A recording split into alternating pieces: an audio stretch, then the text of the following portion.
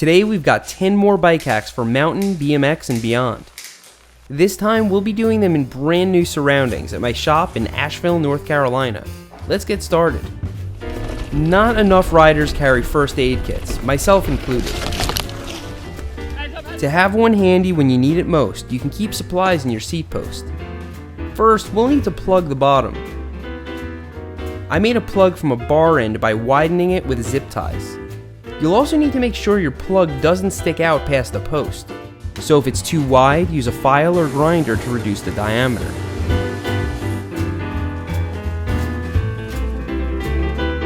Put your supplies in a bag to lock out the moisture, store them in your seat post, and then hope really hard that you never need them.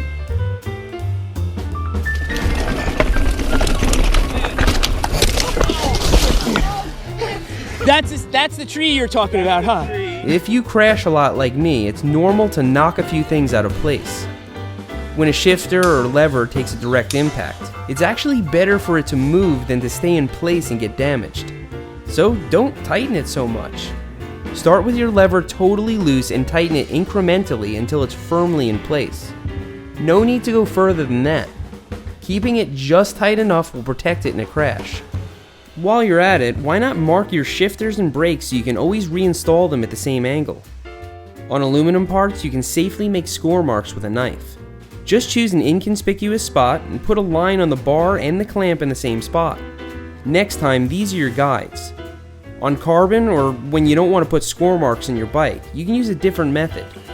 I made these little arrows with my label maker and then stuck them in place. We'll see if they stay put in the long run.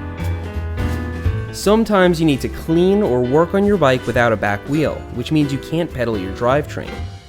Companies like Park Tool make dummy hubs for this exact purpose, but there's a hack to make your own. Just obtain a segment of garden hose. Your neighbor might have one.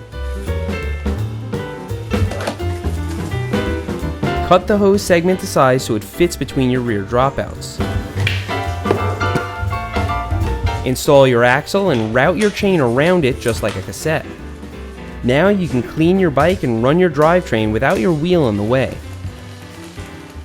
While your rear wheel is off, accidentally squeezing your hydraulic brake could compress your calipers and cause a headache.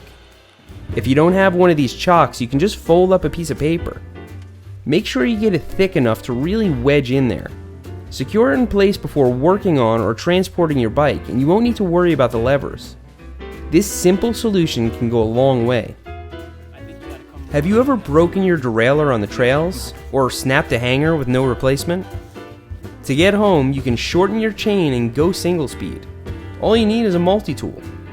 Just find the gear with the straightest chain line and remove links to make it as tight as you can.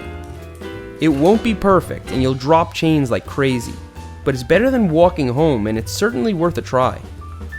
If that's not good enough, you can make a disposable chain guide to keep things in place. I experimented a lot to figure this one out, and yeah, it was interesting. But it turns out that all you need is about 5 or 6 zip ties. They're lightweight and great to keep on hand anyway. Find a spot in your chainstay that lines up with your chain and secure a lower pulley for the chain to slide over. Now loosely secure a zip tie around it and the chain. Now make an upper pulley thing and secure it to the seat stay.